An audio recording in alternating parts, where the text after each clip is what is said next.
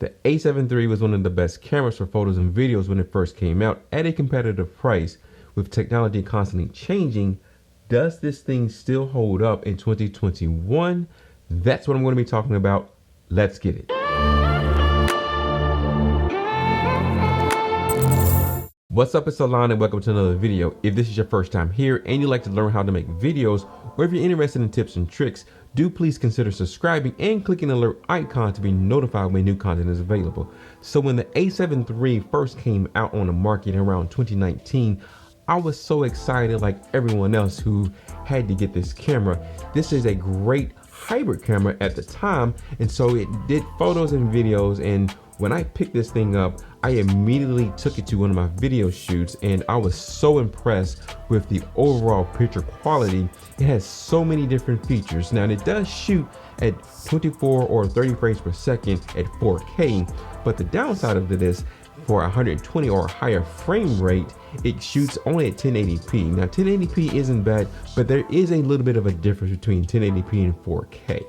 I still use the A7 III today, and I primarily use it as my backup camera. So when I'm shooting some behind the scenes videos, or if I'm doing some type of B-roll, especially when I'm doing the overhead shots in some of my product videos, the A7 III is the camera that I go to, because my main camera, of course, is the A7S III. And I use that camera for all of my main shots and all of my A-roll per se.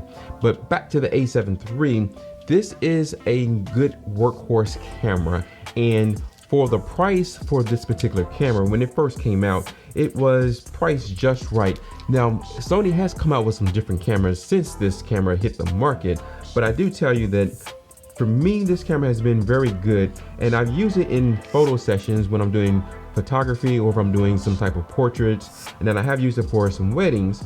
Also, I mainly use it again as my second camera, especially when I'm doing some behind the scenes of my video and client shoots.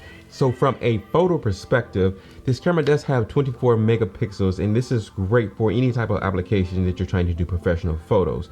Now you can use this for weddings, you can use this for portraits, and you can also do this for any type of product videos. Now that 24 megapixels, that is strong enough to even use for a billboard per se, to really get that blown out large frame photo. And a lot of the times I use this for some of my prints. So this camera is capable of shooting 10 frames per second in burst mode, and it also has the dual slots for your SD cards, which is pretty good because you can either have one card doing video or one card set for photos. You can have it recording it simultaneously to fill up both memory cards. Another great feature on this camera is the in-body stabilization, and it does work very well. If you're using a longer lens, or if the lens does not have OSS like some of the other lenses that I'm using, it works really good, especially when you're trying to get some close-up detail shots. So when you press that shutter button with the in-body IBIS, it allows you to stay focused and you minimize the shakes that you may get from pressing the shutter button. Now without it, you will experience a lot of shakes and you will get a lot of blurry photos. So from a photography perspective, this camera holds up very well against some of the competitors out there. It takes some very sharp photos, and it also really depends on the lenses that you're trying to use. And so this, compared to some of the other competitors out there, I definitely have been satisfied with this Sony A7 III. Now, one of the things that kind of bugs me with this camera is the flip out screen.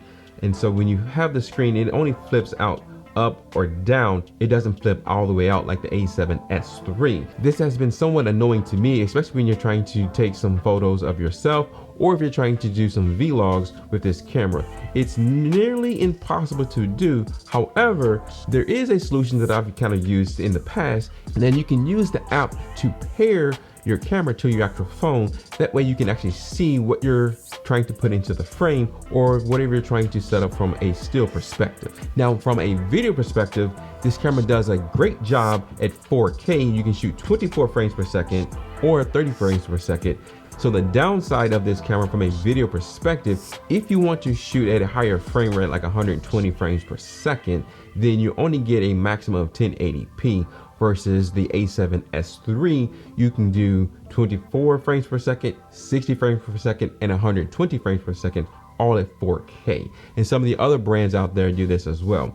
But if you are just mainly trying to shoot 20 frames or 30 frames per second, this does a phenomenal job and has a great picture quality. The other downside of this, that it only has an 8-bit codec. So when it comes to shooting an S-Log from a post perspective, it does make it a little bit difficult to grade because you don't get a lot of exposed data. And that's the reason why the A7S III is much better, because you have that 10-bit codec. So some of the other Sony cameras like the A7S III and FS6 does allow you to really get that exposed data in S-Log. And so I would recommend using HLG or some of the semi profiles when using this particular camera. So this camera is a great option, especially if you're trying to get into the game of videography and you don't have a huge budget. I definitely recommend having this because it is a very solid camera, and especially when it comes to some of the running gun situations, this camera does hold up very well, especially with the autofocus. And it doesn't have the eye detection, but it does pretty good with the autofocus per se. And at 4K, you can get some amazing picture quality, and those results is really stunning. And I really have been pleased with this camera. Then of course, upgrading to the A7S III or the FX6 is a completely game changer for me. And so I still recommend having this camera in 2021. So some of the downfalls for me when using this camera is the doors for the cords, and they flipped out. And when you have a lot of cables connected up to this camera, this becomes an annoyance and it gets kind of in the way. Now, I do like how Sony re-engineered the doors for the A7S III. Now you can hook up a lot of different cords to that particular camera and they don't become as annoying and getting in the way like it does on the A7 III, especially when you're using a gimbal. This does make it a little bit difficult to use, but you still can manage to make it work. There are a couple of different reasons why I do recommend having this camera in 2021 and beyond. One of the main reasons is the ability to shoot 4K videos and still have a very good picture quality. Now, if you really want that slow motion, you do have to settle for 1080p. You still can use that footage on a 24 frame timeline without any issues. Another reason why I would recommend having this camera, which is really my go-to, is for photos. All of my photos that I shoot for my photo sessions, as I stated before, I use this camera because the 24 megapixels works just perfectly. It is large enough for me. I don't think I need to go any higher. So the A7S III doesn't have that 24. I think it has like a 12, and so I don't really use that camera for photos. I mainly use that camera for all of my video work, and this camera here is always used simultaneously as a second camera to get any type of backup footage or get a different angle. So that is a few reasons why I do recommend this camera. It's a great choice. Now you possibly can find this camera on a secondhand store at a budgeted price, but I'll leave that up to your discretion. And you shouldn't have any issues with the camera. It holds up pretty well and it has a really good build quality. The only couple of things that I didn't like about the build quality was the doors on the side, but outside of that, this is a fantastic choice, and overall this is a really good camera. If you found value in this video, please do give a thumbs up. That would be greatly appreciated. And if you have not subscribed just yet, please do so. Like always, stay safe, stay creative, and I will see you in the next video. Peace.